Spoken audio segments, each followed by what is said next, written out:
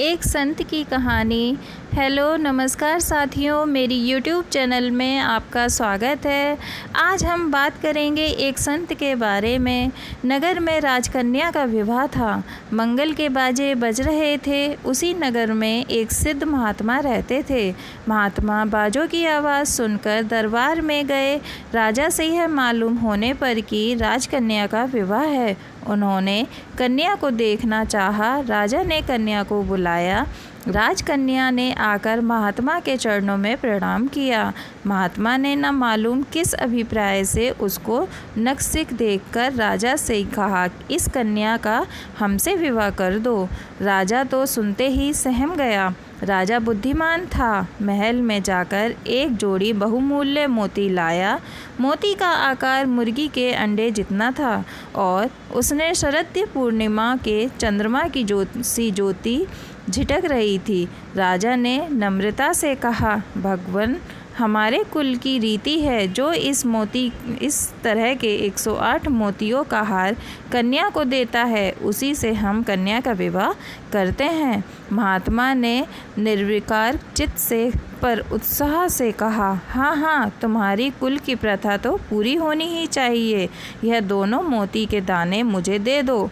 इससे नमूने के 108 मोती मैं ला देता हूँ, परंतु खबरदार, तब तक लड़की को किसी दूसरे से ब्याह न देना। राजा ने सोचा था महात्मा मोती की बात सुनकर निराश हो लौट जाएगा, परंतु यहाँ तो दूसरी ही बात हो गई। राजा जानता था महात्मा ऊंचे दर्जे के सिद्ध पुरुष हैं। उनकी आज्ञा न मानने से अमंगल हो सकता है। इसलिए राजा ने दोनों मोती उनको दे दिए और कहा, भगवान, आगे लगन नहीं है, आप जल्दी लौट आना। राजा ने सोचा, ऐसा मोती कहीं मिलेंगे नहीं, महात्मा सच्चे पुरुष हैं, लौट ही आएंगे। तब लड़की का विवाह निर्दिष्ट राजकुमार के साथ कर दिया जाएगा। राजा ने विवाह स्थगित कर दिया। महात्मा मोती के दाने झोली में डालकर चल दिए।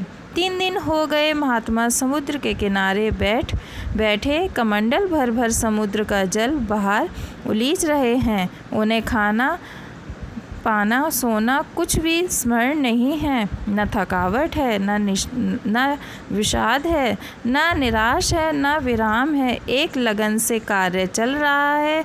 महात्मा की अमोघ क्रिया से प्रकृति में हलचल मची। अंतर जगत में शोभ उत्पन्न हो गया। समुद्र देव ब्राह्मण का रूप धरकर बाहर आए। ब्राह्मण ने पूछा, भगवान, यह क्या कर रहे हैं? समाधि से जगे हुए की भांति उनकी ओर देखकर सहज सरलता से महात्मा बोले, 108 मोती के दाने चाहिए। समुद्र में पानी नहीं रहेगा, तब मोती मिल जाएगा।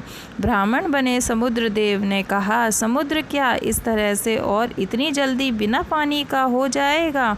महात्मा ने कहा, हाँ, हो क्यों नहीं जाएगा?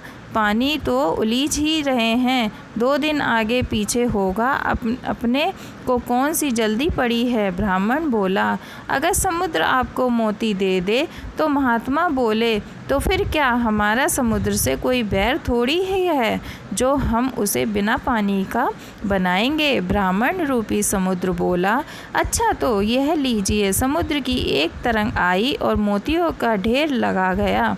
महात्मा ने झोली से दोनों मोती निकाले। उनमें से ठीक मिलाकर 108 मोती चुनकर झोली में डाल लिए और चलने के लिए उठ खड़े हुए।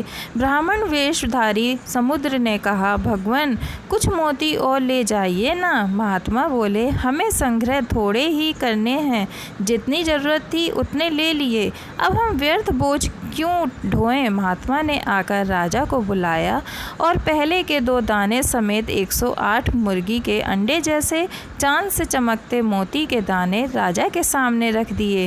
राजा आश्चर्यचकित हो गया। महात्मा के परम सिद्ध होने का उसे पूर्ण विश्वास हो गया। राजा ने सोचा, ऐसे विलक्षण शक्तिशाली पुरुष से लड़की का विवाह करने में लड़की को तो किसी दुख की संभावना है नहीं, परंतु इनसे कुछ कुछ काम और क्यों ना ले लिया जाए। राजा की एक दूसरे बड़े राजा से शत्रुता थी। वह राजा तो मर गया था, परंतु उसका एक पुत्र था।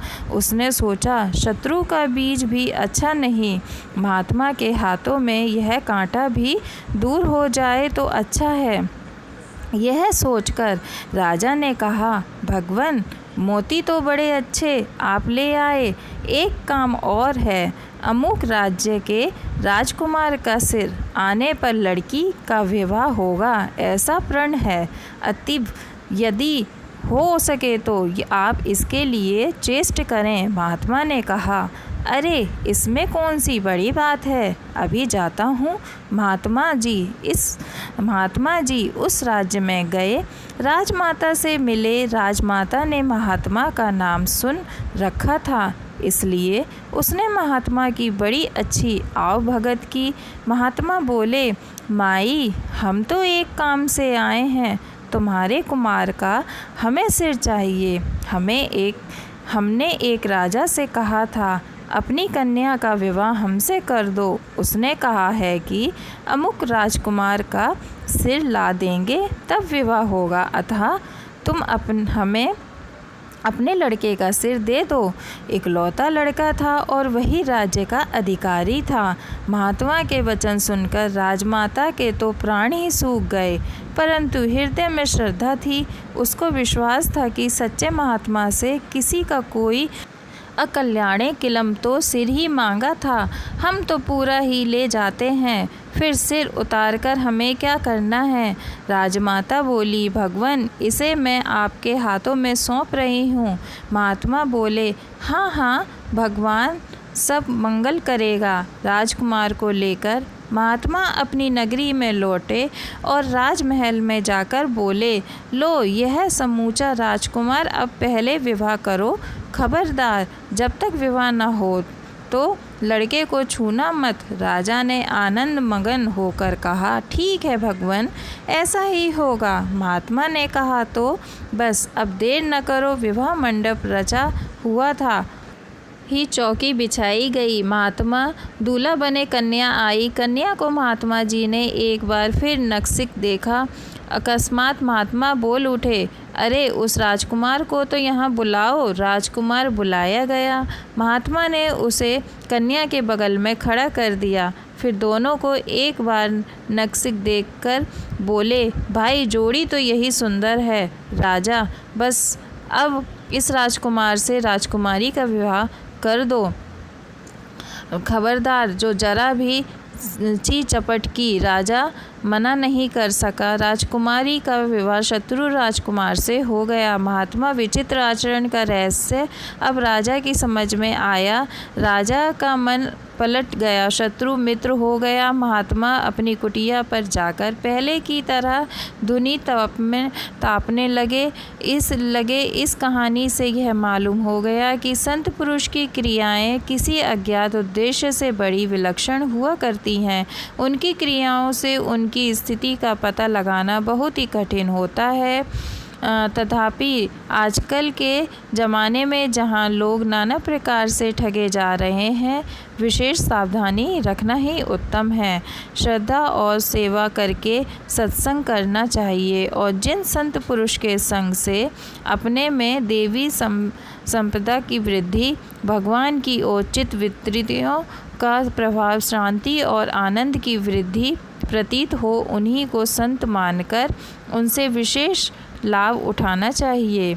अपनी बुद्धि जिनको संत स्वीकार ना करे, उनकी निंदा तो नहीं करनी चाहिए, परंतु अपना उनसे कोई गुरु शिष्य का संबंध नहीं रखना चाहिए। निंदा तो इसलिए नहीं कि प्रथम तो किसी की भी निंदा करना ही बहुत बुरा है। दूसरे, हम संत के बाहरी आचरण से निर्णय भी नहीं कर सकते। गुरु शिष्य का संबंध इसलिए नहीं बनाना चाहिए क्योंकि श्रद्धा रहित और दोष बुद्धि युक्त संबंध से कोई लाभ नहीं होता। मित्रों, उम्मीद है यह कहानी आपको पसंद आई होगी। अगर पसंद आई हो तो वीडियो को लाइक करें, चैनल को सब्सक्राइब ज़रूर कर लें ताकि इसी तरह की और भी कहानी आप तक बिना किसी रुकावट के पहुंचती रहे। धन्यवाद दोस्तों।